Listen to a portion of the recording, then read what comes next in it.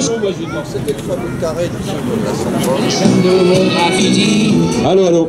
Ah, ça marche. Tu coupes. Bonjour à tous. Il y aura une prise de parole tout à l'heure par mon camarade là. Je voudrais simplement, moi, discuter sur une petite mise au point historique, très rapide. Depuis, vous savez, depuis 1947, le 1er mai, jour férié et payé. Alors jusqu'à quand, on ne sait pas, puisque là, déjà, la bande à Macron est en train d'essayer de retirer un jour férié supplémentaire. Donc peut-être qu'un jour, ils attaqueront aussi le 1er mai, on ne sait pas. Il faut quand même savoir que ce jour, ça célèbre le travail, qui est le droit d'expression du monde ouvrier et des syndicats, et la lutte pour une journée de travail, c'était les 3-8. 8 heures de travail, 8 heures de sommeil et 8 heures de loisirs. Alors, je ne vais pas faire offense aux gens qui vendent du muguet, puisque c'est comme ça, c'est la tradition, mais je voudrais rappeler simplement pour l'historique que normalement, c'est pas le muguet qui est la fleur de la fête du 1er mai, mais c'est l'églantine rouge. L'églantine rouge, depuis où se sont déroulés les premiers événements du drame de Fourmies dans le Nord, en 1891, où il y a eu pas mal de morts, et cette fleur socialiste, qui s'appelait socialiste, elle rendait hommage effectivement à Fabre d'Églantine, qui est l'inventeur en 1793 du calendrier révolutionnaire et de la journée de travail. La tradition du muguet, c'était plutôt le roi. Alors, ce qui est un peu paradoxal, c'était le roi Charles IX, hein, c'était dans le moitié du XVIe siècle, qui en avait fait un porte-bonheur.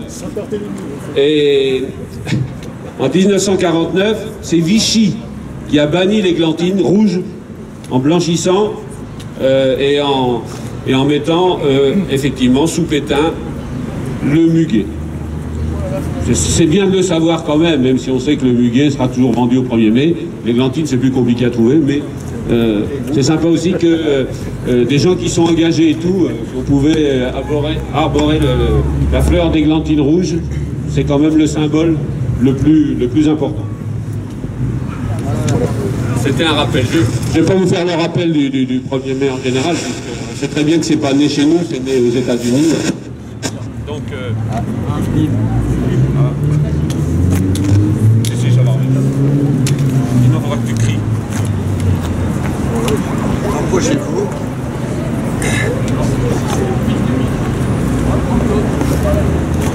Ça va venir. Il y a du sabotage. Bouge-le un petit peu dedans.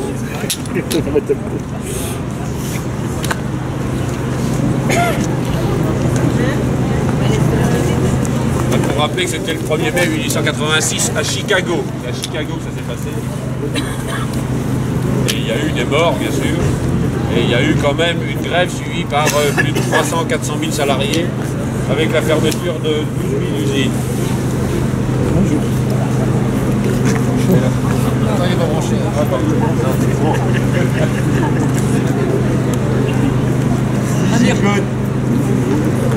C'est le fil rouge. C'est l'églantine rouge. Là, ça marche? Allô.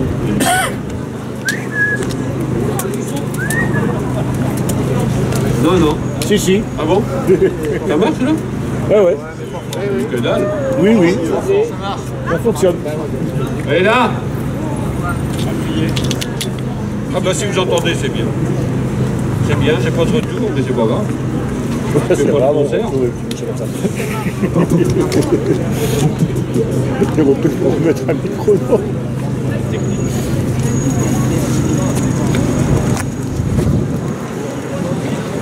Allô, ça marche.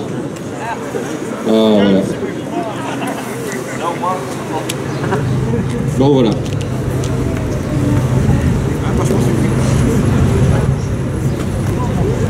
Donc Jean-Paul va vous faire une intervention sur le 1er mai, parce que c'est le 1er mai bien sûr, donc c'est l'occasion, mais dedans se cache tout ce qui nous arrive au niveau social, et on n'est pas sorti de l'auberge pour l'instant, donc il va faire une intervention là-dessus. Le nombre qu'on est, je pense qu'on va rester là à discuter pour les gens qui le souhaitent. On a organisé un barbecue pour les gens qui le souhaitent aussi. Ils mettront dans la boîte qu'ils souhaitent par rapport à ce qu'ils mangent. Et puis voilà. Il y a 2 boîtes sur une table là-bas qui est pour c'est marqué pour les grévistes, c'est pour la collecte des cheminots pour soutenir le mouvement. Bon, chacun mettra ce qu'il a envie pour soutenir ce mouvement, qui est le mouvement qui ne doit surtout pas fléchir.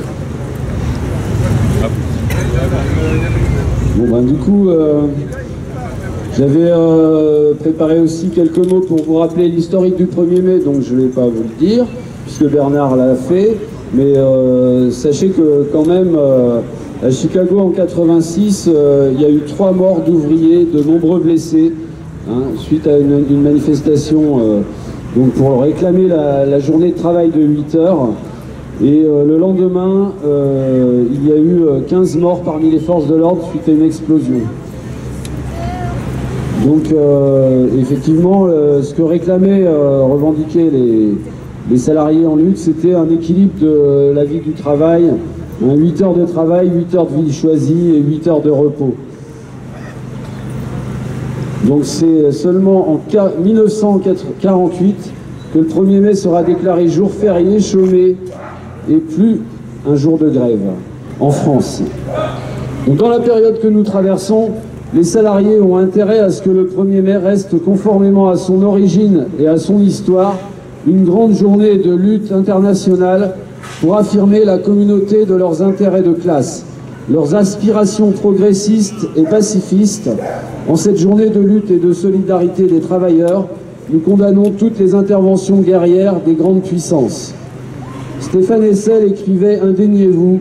Alors oui, indignons-nous, mais il y a fort à parier que la seule indignation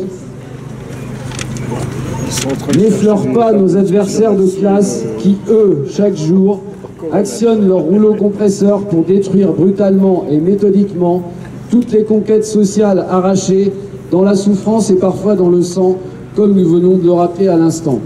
Alors unissons nos forces et battons-nous. Entrons en résistance, c'est le nombre qui fera notre force. Il en est encore temps. Lorsque le gouvernement, dépourvu de toute humanité, vote une loi sur l'immigration indigne de la France, universellement reconnue depuis des siècles comme terre d'accueil, à cet égard, nous apportons notre soutien aux différents collectifs d'aide aux migrants. Lorsque les multinationales gavent les actionnaires et refusent d'augmenter les salaires comme à Carrefour, tout en procédant à des licenciements boursiers ou des délocalisations, partout, ils ne rencontrent pas de résistance. Partout où ils ne rencontrent pas de résistance. Pardon. Lorsque le gouvernement reste sourd aux revendications des retraités, dont des centaines de milliers n'atteignent même pas le seuil de pauvreté. Lorsque les banques nous taxent de différents frais alors qu'elles ont déjà retrouvé un état financier identique, voire supérieur à 2008. Lorsque le gouvernement reste sourd aux revendications et souffrances des salariés des EHPAD et des résidents. Lorsque le gouvernement casse les services publics, la santé, la SNCF, la Poste, les services de la préfecture, les écoles, la justice et la protection sociale et bien d'autres. Lorsque le gouvernement stigmatise les privés d'emploi, lorsque le gouvernement espère et même organise l'essoufflement du mouvement de nos camarades cheminots à qui nous apportons et continuons d'apporter notre soutien fraternel et si possible financier, comme on vous le disait, des caisses de solidarité sont à votre disposition sur les tables. Ils ont compris que c'est dans l'union qu'ils gagneront le combat. Leur action est la nôtre, car ils défendent le service public SNCF. Il est de notre responsabilité de défendre avec eux nos trains, nos gares, comme celles d'Avranches, Villedieu, Pontorson et Granville, à des tarifs permettant l'accès au plus grand nombre. Plus de trains, cela signifie moins de pollution, plus de sécurité et des routes désencombrées et moins coûteuses.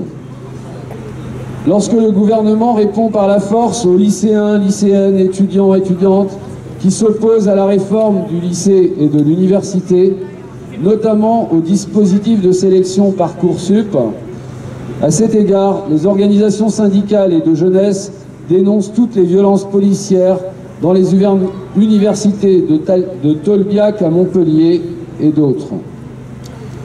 Aujourd'hui et cette année, nous fêtons également les 50 ans de mai 68 et les avancées sociales et salariales gagnées par la lutte.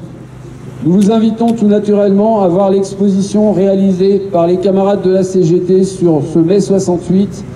Celle-ci sera exposée à la Maison de la Vie Associative, ancienne école Calmette-Guérin, du 15 mai au 30 mai à Saint-Lô.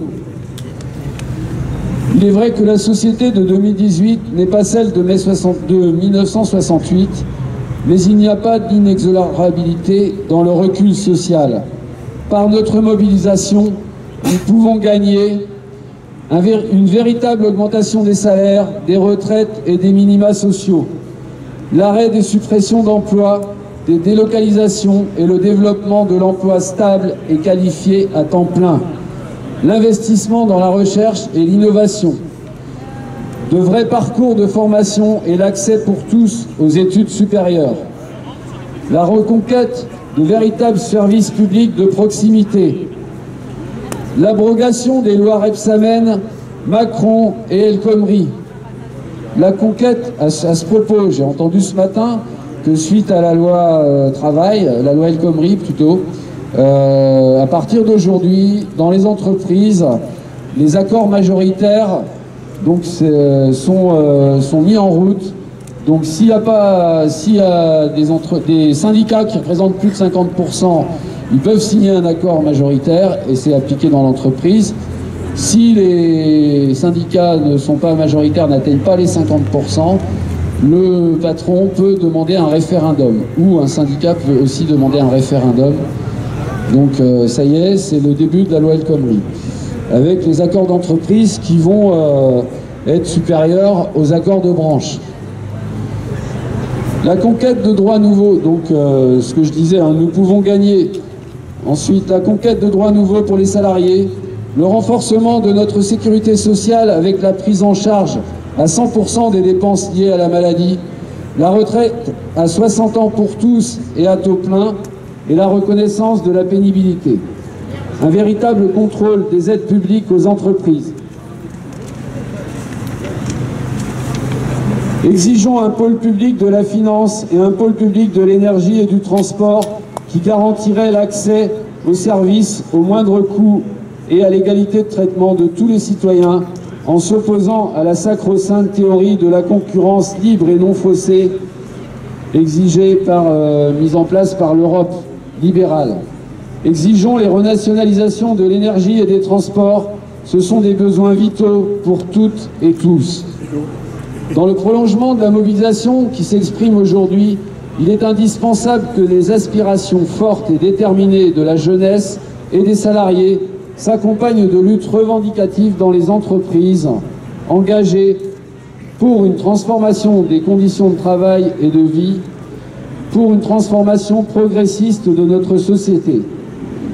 Agir vite, fort, ensemble, car ce gouvernement, avec le MEDEF, ne manque pas d'idées pour taxer les salariés. Une nouvelle idée lumineuse circule que le président de la République trouve intéressante. Pourquoi ne pas financer et améliorer la prise en charge de la perte d'autonomie par la mise en place d'une nouvelle journée de solidarité? Après avoir fait les poches des retraités, le gouvernement envisage de sabrer les jours de repos des salariés. Une nouvelle manière de remettre en cause et en question les 35 heures. Pourquoi les travailleurs, travailleuses devraient être encore une fois les dindons de la farce? Cette mesure avait été largement contestée à l'époque, de nombreuses mobilisations avaient éclaté pour mettre à mal ce dispositif. Le bilan de la première journée de solidarité est sans appel.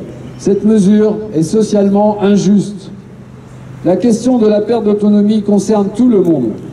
Pourquoi son financement pèserait-il sur les seuls travailleurs?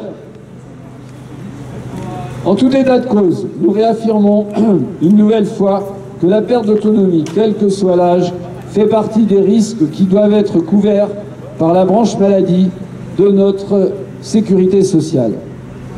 En aucune façon, elle ne peut être gérée en dehors de celle-ci et financée autrement que par la cotisation sociale sur le travail, seul système solidaire, comme cela est démontré de longue date. Il serait inacceptable qu'une nouvelle fois, les travailleurs soient mis à contribution parce que le gouvernement a fait le choix de servir les riches et les entreprises. Les moyens de financement d'une sécurité sociale pour tous sont là. Il faut juste la volonté politique de toute justice et d'équité.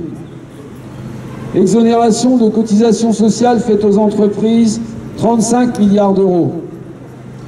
Crédit d'impôt, compétitivité, emploi, 27 milliards d'euros, perçus surtout par les grosses entreprises, qui n'a pas réduit le chômage de masse. Crédit d'impôt recherche, 6 milliards d'euros, là aussi pour les grosses entreprises, et pourtant une recherche en pleine déconfiture. Ces 4 éléments représentent à eux seuls 73 milliards d'euros, et encore, ce n'est qu'une partie des 230 milliards d'euros d'argent public octroyés aux entreprises chaque année. Avant de conclure cette intervention, nous devons affirmer tous ensemble notre volonté que soit mis fin à toutes les guerres en Syrie, en Palestine et ailleurs qui frappent avant tout les peuples et les travailleurs. Refusons tous ensemble cette logique de guerre et les politiques impérialistes qui mettent en péril la paix mondiale au nom des seuls intérêts de la finance internationale et du grand patronat. Notre avenir sera celui que nous construirons tous ensemble dans et hors de nos frontières, unis et déterminés. Soyons offensifs, retrouvons-nous plus nombreuses et plus nombreux dans l'action le 22 mai pour la défense des services publics et le 14 juin sur les revendications des retraités. Vive le 1er mai, vive les salariés et leurs organisations syndicales.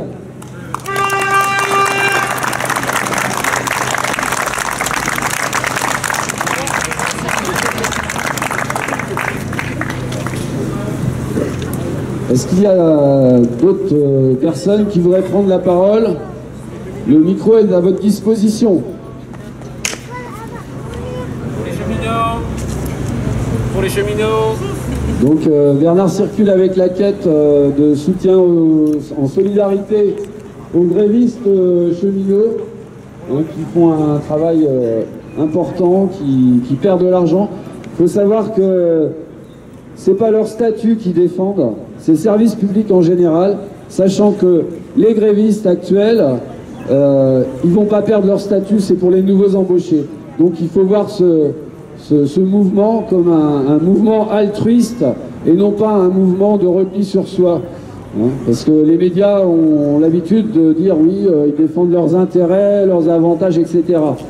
C'est pas le cas, ils défendent les intérêts des autres et des usagers en particulier. D'ailleurs, il y a le collectif citoyen de défense des axes Sud-Normandie. On va vous distribuer un tract. Il y aura 2 manifestations régionales. Alors, si je ne me trompe pas, ça doit être le 9. Attendez, je vais prendre le tract pour ne pas vous dire de bêtises.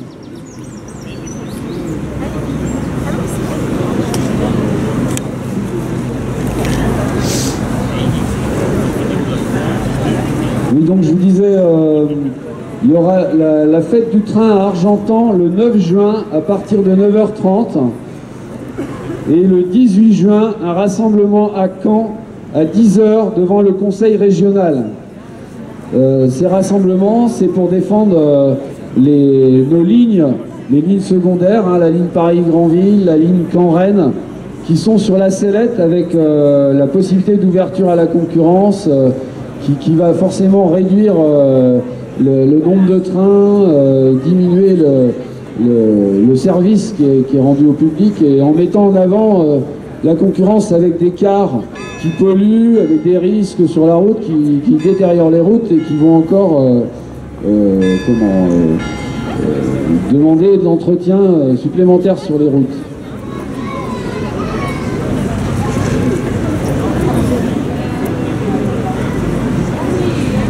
Il faut savoir aussi que quand on parle de la mise en concurrence, il n'y aura jamais 2 trains sur Paris-Granville avec 2 prix différents. Donc c'est vraiment se foutre du monde, cette histoire de concurrence, parce que les régions vont négocier avec des entreprises privées, peut-être, pour mettre des trains qui circuleront là où ça rapporte, hein, faut pas se leurrer, et là où ça rapporte pas, on va supprimer des lignes, etc. hein. Alors que le service public, c'est bien de rendre un service à tous les citoyens, à tous les usagers. Je veux dire quelque chose. Bon, on remet un peu de musique. S'il y a des gens qui veulent parler, n'hésitez pas à venir prendre le micro, venir me voir. Pas de problème. On remet un petit peu de musique hein, pour remonter les cœurs.